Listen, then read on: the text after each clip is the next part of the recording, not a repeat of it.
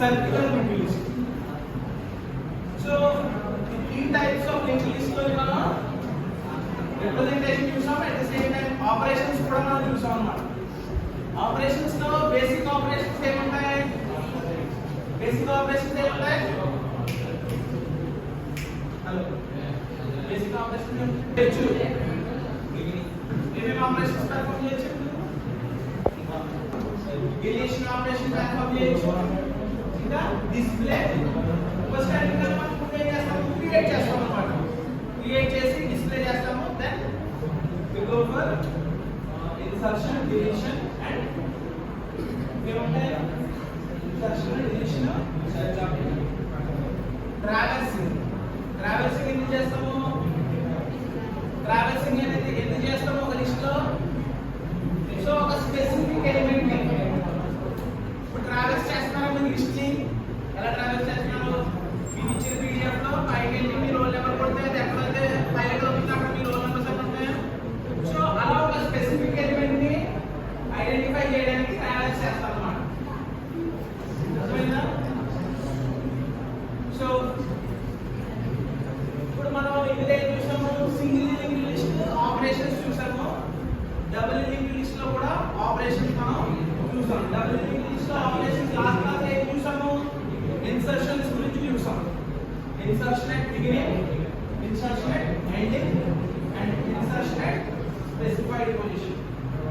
And ఇంకోటి ఏముంది ఇక్కడ? డిలీషన్ ఉంటుంది తర్వాత. ఇన్సర్షన్ అయిపోయాక సో మీకు ఎగ్జామ్స్ లో ఎలా అడుగుతాడు క్వశ్చన్ అంటే స్పెసిఫిక్ గా ఇన్సర్షన్ గురించి అడగొచ్చు, ఇన్సర్షన్ ఆపరేషన్ గురించి అడగొచ్చు, లేకపోతే డిలీషన్ ఆపరేషన్ గురించి అడగొచ్చు, లేకపోతే ర్యాండమ్ గా క్వశ్చన్ ఎలా అడగొచ్చు? Explain the operations. ఆపరేషన్స్ ఏం మెన్షన్ చేయకుండా ఆపరేషన్స్ గురించి అడిగితే ఇవన్నీ రాయాల్సి వస్తుంది అన్నమాట. Insertion, deletion, traversing, displaying, list ఇవన్నీ కూడా రాయాల్సి వస్తుంది. ఓకేనా? సో స్పెసిఫిక్ గా అడిగినప్పుడు అది ఒకటే రాస్తాము, స్పెసిఫిక్ గా అడిగిన కేసులో ఇవన్నీ కూడా మనం రాస్తాము. So the today's topic is displaying the elements in double linked list. So double linked list lo elements in single linked list lo elements ni display chesama. So ఈ double linked list lo elements ni ఎలా display చేస్తామో మనం చూస్తాం. So ఏ question ఇచ్చినా ఏం చేస్తాం? So అది డబుల్ లింక్ లో అయితే డబుల్ లింక్ డ్రా చేస్తాం, లేదా సింగిల్ లింక్ అయితే సింగిల్ లింక్ డ్రా చేస్తాం. తర్వాత ఏం చేస్తాం? మనం ప్రోగ్రామ్ గురించి చూస్తాం. ప్రోగ్రామ్ అయిన తర్వాత ఏం చేస్తాము? అల్గోరిథం కోసం చూస్తాం. ఇవి సెకండ్ యూనిట్ లో ఏ క్వశ్చన్ అడిగినా కానీ ఇది కామన్, ఈ ప్యాటర్న్ అనేది కామన్ ఫస్ట్ బెంచ్. సో ఏ క్వశ్చన్ అడిగినా కానీ ఈ త్రీ రిప్రజెంటేషన్ ఉందన్నమాట. ఒకటి డయాగ్రామాటిక్ రిప్రజెంటేషన్, ఇంకోటి ప్రోగ్రామ్, ఇంకోటి అల్గోరిథం. మూడు ప్యాటర్న్. సో కరెక్ట్ గా ప్రోగ్రామ్ చూసుకుంటే హలో లాస్ట్ పేజ్ కరెక్ట్ గా ప్రోగ్రామ్ చూసామనుకో, లేకపోతే ఫస్ట్ డయాగ్రామ్ నీట్ గా డ్రా చేసుకుంటే దాని నుంచి మనం ప్రోగ్రామ్ రాయొచ్చు. ప్రోగ్రామ్ రాసామంటే it is easy to write the algorithm. So మీకు అల్గోరిథం రాయడం రాలేదు, ప్రోగ్రామ్ లో ఒక్కొక్క స్టెప్ ఒక్కొక్క ప్రోగ్రామ్ లో ఒక్కొక్క లైన్ ఒక స్టెప్ కింద అల్గోరిథం రాసేయచ్చు. కానీ మనం ఎక్స్ప్లెయిన్ చేస్తాం అన్నమాట. ఏ స్టెప్ లో ఏమవుతుంది?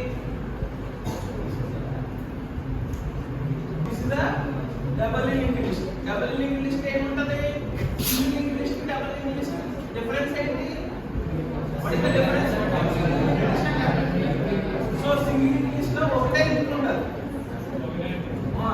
సో ఆ లింక్ ఏం చేస్తుంది? నెక్స్ట్ అడ్రస్ మాత్రం రిప్రజెంట్ చేస్తుంది. డబుల్ లింక్డ్ లిస్ట్ లో సో ప్రీవియస్ అడ్రస్ లింక్ చేస్తుంది, at the same time next address. So ఇది ప్రీవియస్ నోడ్ అడ్రస్. ఈ 1000 ఉంది కదా ఇక్కడ, ఇది ప్రీవియస్ అడ్రస్. ఈ 2000 అనేది నెక్స్ట్ అడ్రస్. ఇక్కడ కూడా చూస్తే 3000 అనేది నెక్స్ట్ అడ్రస్, ఈ 2000 అనేది previous. So double linked list కి సింగిల్ లింక్డ్ లిస్ట్ కి డిఫరెన్స్ ఏంటంటే ట్రావర్సింగ్ ఉంటుంది కదా. ట్రావర్సింగ్ అనేది సింగిల్ లింక్